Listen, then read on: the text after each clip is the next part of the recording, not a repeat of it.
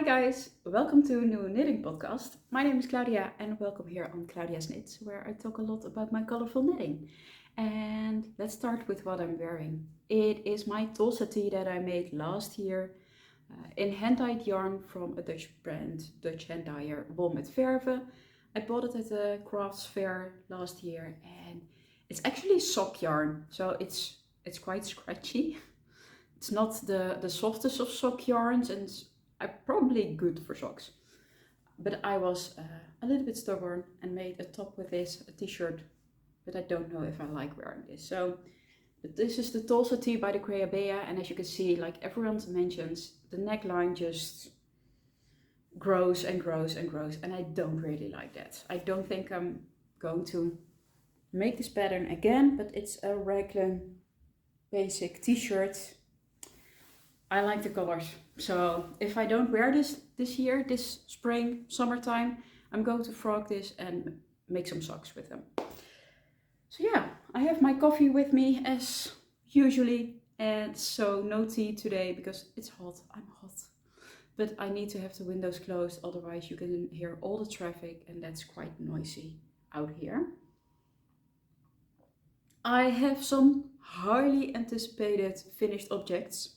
They're finally finished, and I have some whips, of which one is new, and I don't want to forget to show my sweet shop blanket. I haven't shown you it last time, didn't work a whole lot of it on it, but it's fun. So let's get started. And let's start with the most summery thing. And it's my Camisole number 9 and it's finished and I'm so happy. I'm happy that it's finished. I'm happy to have it finished. I'm happy with how it turned out. Let's talk all about this. If you see my podcast before, you know that I started this at the end of November, 29th of November. So it took me 4 months. Am I counting correctly? More than 4 months to finish this. It is just, I finished this Friday, it's now Sunday, so I took it off the blocking mats this morning. It is a pattern by my favorite things, knitwear, and it's a sleeveless high neck top, and it's a beautiful classic basic piece that, if you don't look too closely, it looks like it's store-bought, which is so cool. And the design to have that finishing is beautiful. I do have a love-hate relationship with this top and I'll explain everything. The yarn that I used is Knitting for Olive Merino in the color Bordeaux. So it is 100% Merino top. So I probably won't wear this when it's super hot outside because of all the hotness and the sweat. But this color, I especially chose this as more of a wintry color, and then I can layer it up. But I do have to say, I like the look of this on jeans or maybe with a like a linen blouse on top of it. So yeah, it's beautiful.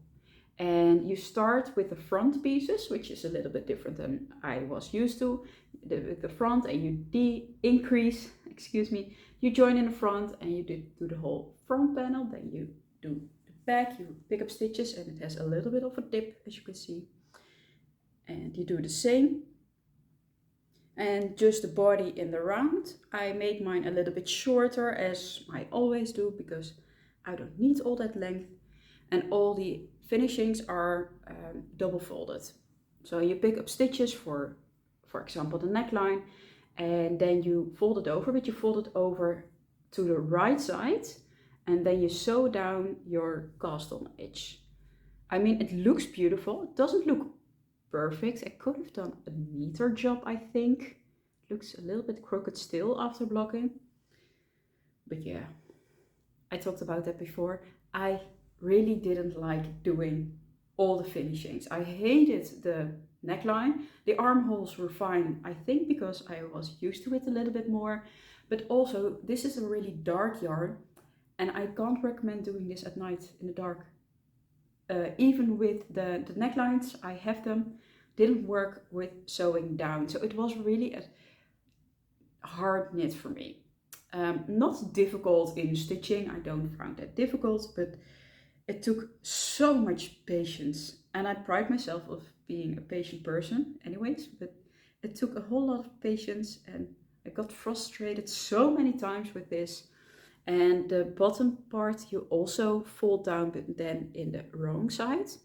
And you don't sew it down, but just knit it together with a stitch you pick up from the front. I mean, it looks pretty now, although I think it's quite small, maybe a little bit too small for my taste. But oh boy, this was hell to do. I even sewed in like a thread of a different kind, different color of the same yarn. So hopefully I could see the stitches on the wrong side that I needed to pick up. Well, I still couldn't see it.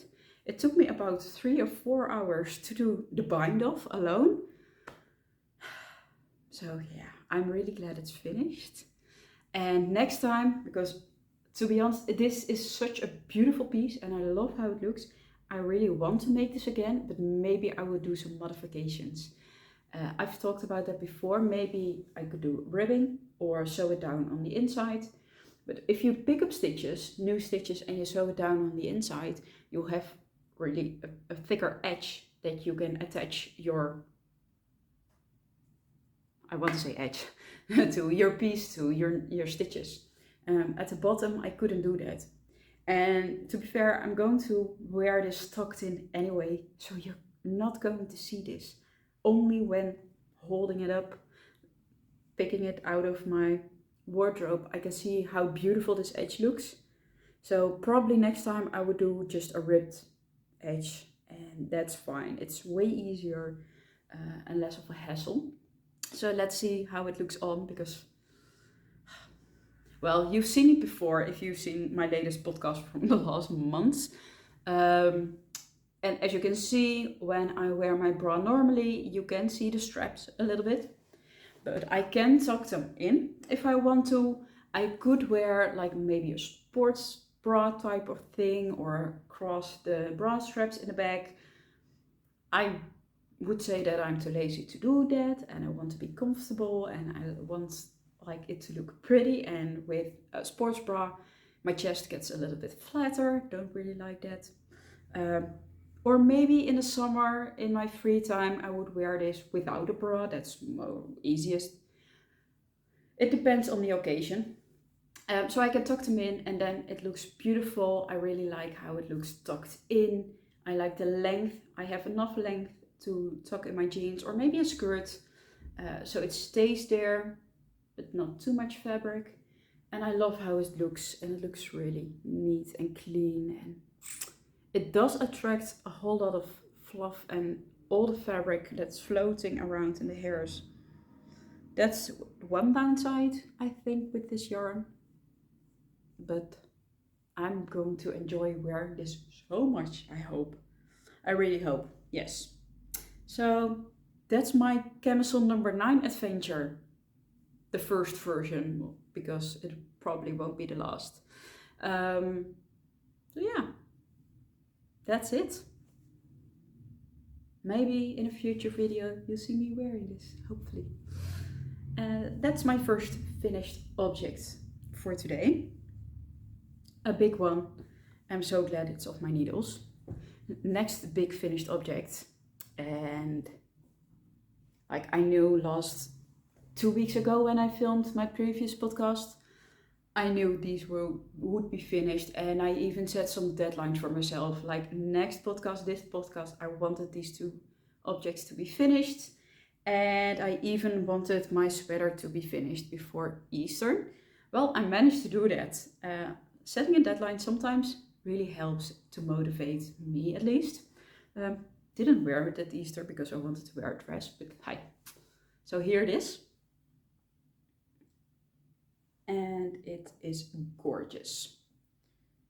This is the front. I need to flip it because the back is a little bit higher up. Could have been a little bit higher maybe. So what I did, the yarn, let's talk about that first. It's hand-dyed yarn by one of my knitting friends. It's from Fem from the Mindfulcreators, and it's her Flowy fingering base in the color Field of Flowers from her cottage collection. So it's one of the first yarn stories she dyed up, and it is stunning. She did a beautiful job on the dyeing because it looks so even. I did alternate the skeins throughout the whole project to maybe prevent pooling or to get an even look, and I don't really feel like I needed to.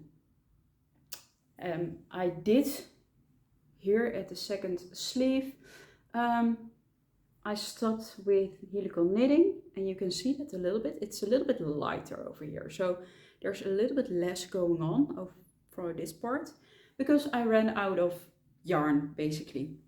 I had bought 3 skeins of fingering weight, and I'm just holding this single, so it's a really fine knit. I saw hair is everywhere, of course. So I have used 280 grams in total, I think, maybe a little bit more. And I was alternating the skeins, as I said. And when I was in my last sleeve, I only had 1 skein, 1 little ball of yarn left. And I was too lazy to undo that whole ball and rewind it so I could work from the inside and the outside. I hoped it looked fine with just 1 thread, 1 single skein, and it looks fine. I don't think you can notice it. I can notice it because I know it. Maybe you know how too, but if I'm wearing this, you can't see it. So the pattern, let's talk about that. It is a heavily modified Monday sweater by Petitekit. Because the Monday sweater is actually a DK weight pattern. So it calls for a fingering weight held together with mohair. I don't like mohair, and I really wanted to work with fingering weight yarn on its own. I have made a lentil sweater with suri, and to be honest, I don't wear that. Unfortunately, it's beautiful. So I want to make a fingering weight sweater on a small gauge. So I use needle size 3 for the body. I think I have a gauge of about 30 stitches. Is that correct? I don't know. I have made a whole video of this process, like a project vlog that's coming up next, hopefully. But I really wanted to show you here first. So if you're curious about everything and want to get tips on how to modify a sweater pattern yourself, that video will be coming soon. So it is a raglan sweater with 3 stitches in between the markers for the raglan. I really enjoy that. You start with the neckline. It needs an elastic. I forgot to do that, just to prevent it sagging down a bit. At one point you stop increasing at, I don't know, the sleeve, I think. My intention was 8 to 10 centimeters of positive ease, and I totally got that. So that's also different from the pattern. And yeah, so the sleeves are a little bit tapered, as you can see, just a little bit. And then the ribbing, just a 1x1 rib. And I did all the ribbing on 2.5, I believe. So not all that much smaller, but this is also a piece that I really like to have tucked in, and I just love how it looks. It feels wonderful. The yarn, the fabric is just lovely, and I can wear this next to skin. Like, there's such a difference between these 2 bases, and I really enjoyed it. So here's a clip of me wearing it, and the length is long enough so I can have it tucked in. Maybe I would have liked like 1 centimeter or 2 extra, but I was afraid that I would run out of yarn. So yeah, this is where I landed on. But I'm also so glad to know that I can make a full sweater with 3 skeins of fingering weight yarn, and that's it. So this probably would be technically a size medium to large, depending on how much positive ease you want. I can measure the sweater. I forgot to measure it before blocking and after blocking to compare, but it did grow a little bit. It is super washable, so I don't care, I don't mind. It's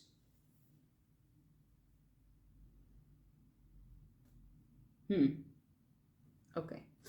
Well, it says it is 52 centimeters, so it would be 104 centimeters, but I feel like I have a little bit more positive ease than that. My chest circumference is about 100 centimeters, so I had expected this to be 110, but maybe it's not lying flat enough, and I don't know. Maybe my chest circumference changed a little bit. But then you know how big it is, and if you can make it yourself. It is cropped. That's one of the positive things of being short. I need less yarn. So I'm really glad that this is finished, and it's finished in time. Like for today, it's way too hot, but I believe it's going to rain tomorrow again or the next day, and it's going to be gray and like 12 degrees. Dutch spring weather. So I can wear this. And yeah, that's my birthday project finished. Also one that took me a while. I started this on the 21st of January. So it took me about 2.5 months, almost 3. I really enjoyed it, and one of my goals for this year, my knitting goals, is knit less garments and do more like longer projects and don't hurry through projects. Sometimes I still do, but these projects are what I intended to do. Although sometimes I get bored of such long projects. Next, my sock is finished. I showed you this last time. I was working on the leg, I believe. So I'm enjoying knitting socks at the moment, and I really like that. So this one I blocked this morning. It is still a little bit damp, but I really enjoyed it. Oh. I only see now that I forgot to do the contrasting toe. Damn, I need to redo that. Oh well, I'll do that. So the main yarn is from West Yorkshire Spinners. It's self-striping sock yarn. It's the 4-ply. I really enjoy it, and I bought this in Edinburgh. And the contrasting color is Lang yarn Supersoxxx, I believe, which is a thicker yarn. So that's more of a sport weight yarn, and this is fingering. So there is a difference in thickness. But as you can tell, I'm not used to do contrasting cuff, gusset and toe because I forgot. And I'm only realizing that now. So it is a slip stitch heel and gusset. It's just a vanilla sock. And when I do vanilla socks, I use the instructions from the Crazy Sock Lady. That's how I learned my socks. And I did this with 60 stitches. And I really like how this fits over here and on my foot in the smaller part. But I do have to say, and I talked about this in the last video, over here it is too tight. So it pulls on the stitches, especially around the decreases here, the gusset decreases. And I don't like that at all. So that's a shame. Like you can see it over here already. That's what's happening. It's happening. So I think I need to go back to 64 stitches and maybe decrease a little bit more so that it is a bit narrower down through the foot. But then it's getting looser over here as well. So I don't know what to do. If you have tips, please let me know. Because I want to keep this fun, but I also want my magic numbers with socks. And I already started the second one just a little bit because I had some meetings at work today. Or today, it's Sunday. The past week, so I wanted to knit on some things. Well, I mostly knit on the camisole, but this is just the beginning. And also I'm going on a trip in a couple of days. on a work trip. I'm a teacher, and with a group of students we're going to Rome for 6 days, and I'm going to show everything and tell all about the monument and the churches and everything that we're seeing. I'm going to give tours to a group of students, so I'm really looking forward to that. And I know I can't knit that whole week because I'm busy all the time, and in my spare time I'm so tired, so I just want one sock with me for on the plane or something like that.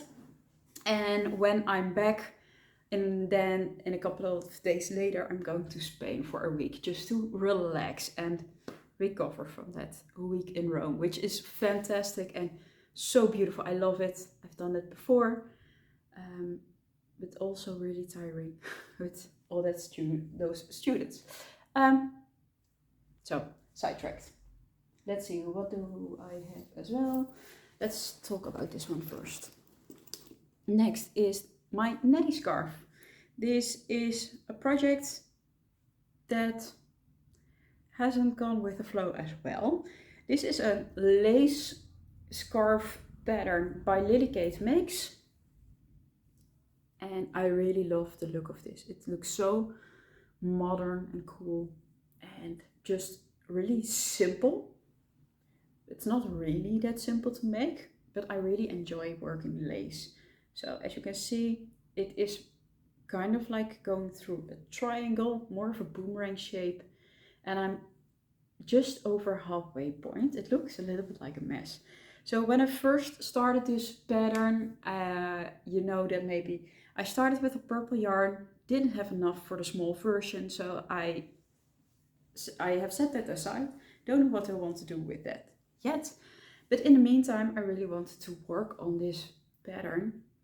So I grabbed some yarn from Stash, and this is a bamboo blend, bamboo with viscose, bamboo, 70% bamboo, 23% cotton and 7% acrylic. It's by Go Handmade Soft Bamboo Double. So it is a DK weight yarn. 50 grams is 115 meters. The pattern calls for fingering weight, but well, with a scarf it doesn't matter. There's a lovely sheen from the bamboo, and it's so soft. The softest yarn that I own, but I am afraid it will pill a lot. Also, it's really loosely twisted. Doesn't knit all that nice, to be honest, but I'm glad that I have a project to use this yarn with. Let's keep it at that. And I do have plans for another version, but I want to go to a crafts fair in a couple of days and hopefully buy yarn there. So you start at one point, and as you can see, it has I-cord edges that you knit at the same time, and then you do the lace pattern. It's not my first lace project, so that is really helpful. I'm counting the repeats with markers, and as you can see, I have a couple of lifelines in here as well, the yellow yarn. I did that through the whole project, not after every repeat, but then you can see that with this lifeline here, I hope you can see that, that's straight, and then you do some short rows, not German short rows. These are maybe the original short rows that I never did before. So that was a little bit of a learning curve, but that's why there's a lifeline, but I managed to do that fine. And then you do a tuck, as she calls it, and these markers need to get removed, but I really wanted to show this project, like how it looks like when I'm working it, because next time then I film a podcast, this hopefully is finished, and then you see a beautiful finished object, but not the mess that it is when working it. So now I have a lifeline in here as well, because I did the short rows, and then now we can start the regular repeats with decreases. And I have switched the yarn, like the halfway point over here, so I have enough. And also this yarn, somewhere it has had a knot, and I have to weave in some ends, but that's just part of the the process.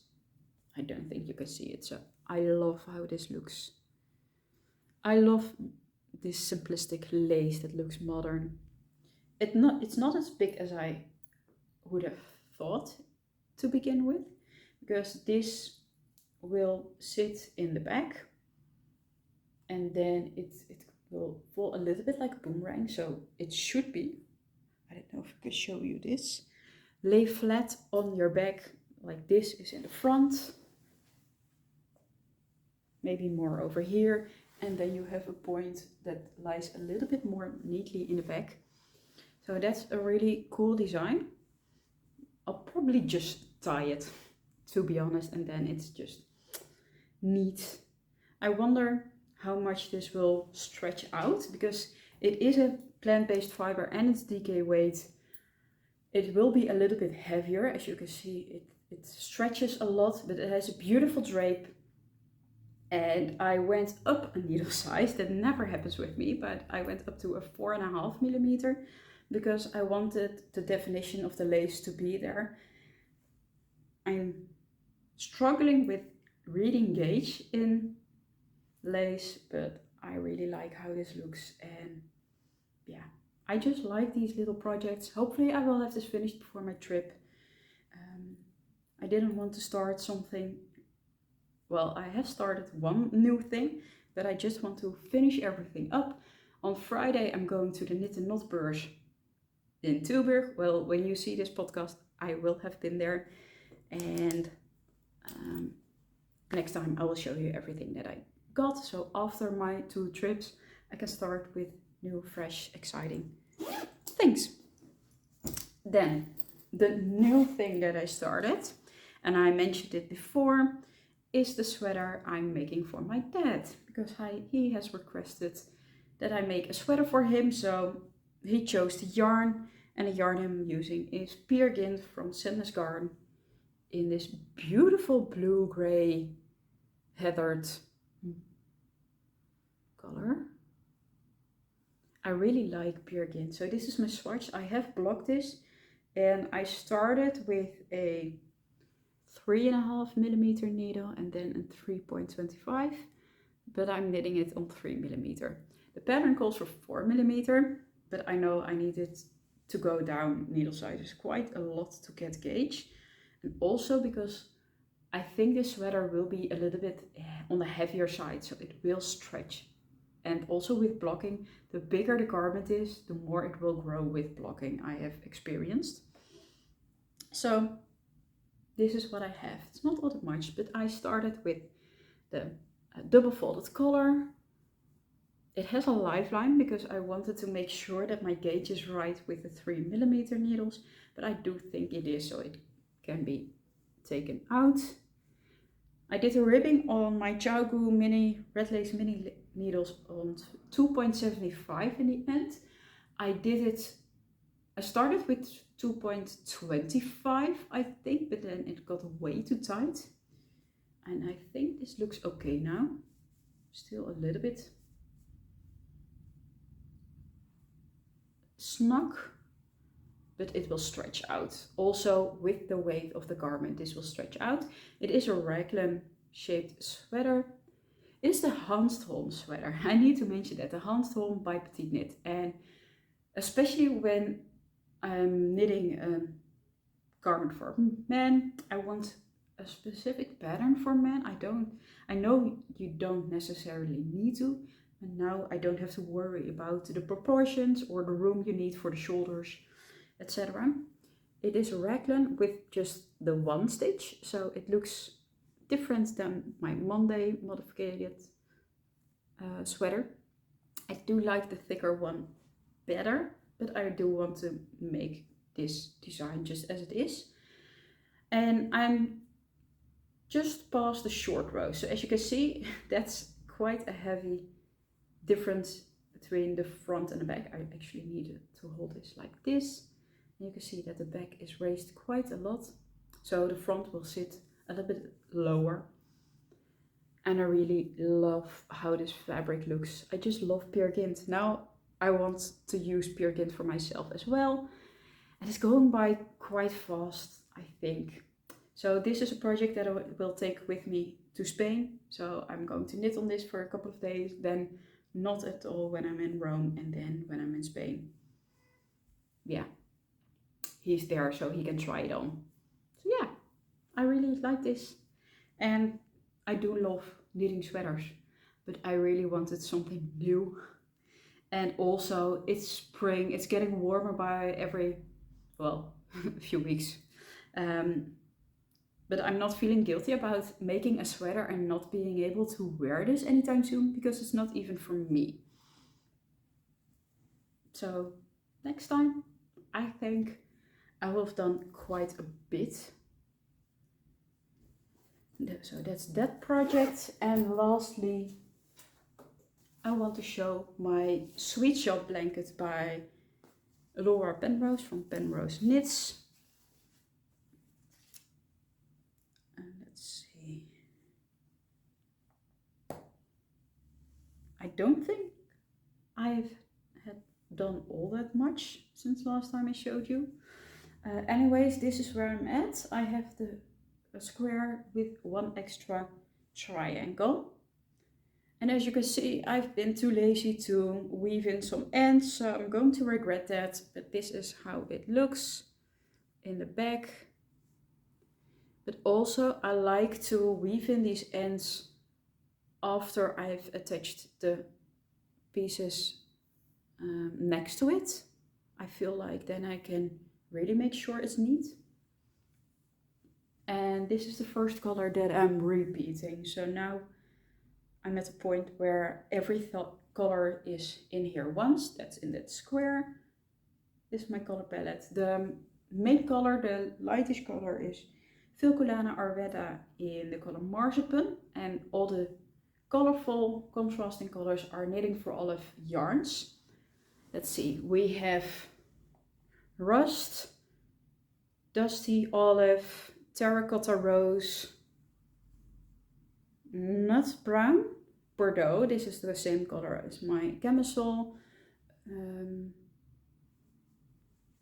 have to say that correctly. No, this is Plum Rose. This is Terracotta Rose.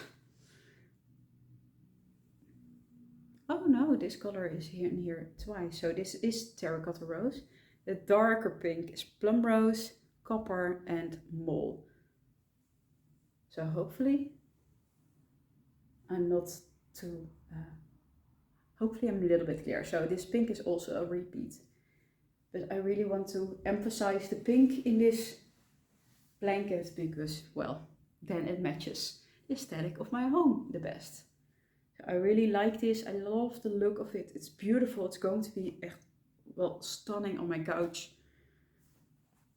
And it is a comfort knit, but other projects excite me more, but I'm okay. This will be the most expensive project that I will ever have knit, so it can take its time. And now I don't really have a whole lot on my needles. I have this, I have my scarf, some socks, and the sweater for my dad. That's it. For now, for a couple of weeks, I don't know if I can hold myself to that because I'm really excited to start knitting more summery pieces. I really want to make another t-shirt, especially when I feel like I don't really like this one. I want maybe to knit the Poppy Tee by Petitekit or Tee number 1, but those are difficult with the gauge because the Poppy Tee is actually a sport weight, and Tee number 1 I think as well. They have like a gauge of 23 stitches, but I'm not able to do that with fingering weight yarn, but DK weight yarn feels like it's too thick and too warm. So we'll see. I think that's everything. This is a short episode. I think I've talked not a whole lot in depth with everything, but most of the things I've shown you so many times before. So I'm just going to wrap this up. Hopefully I have a couple of like interesting new videos coming up, just extra. And thank you so much for watching, and I'll see you in my next episode. Bye bye.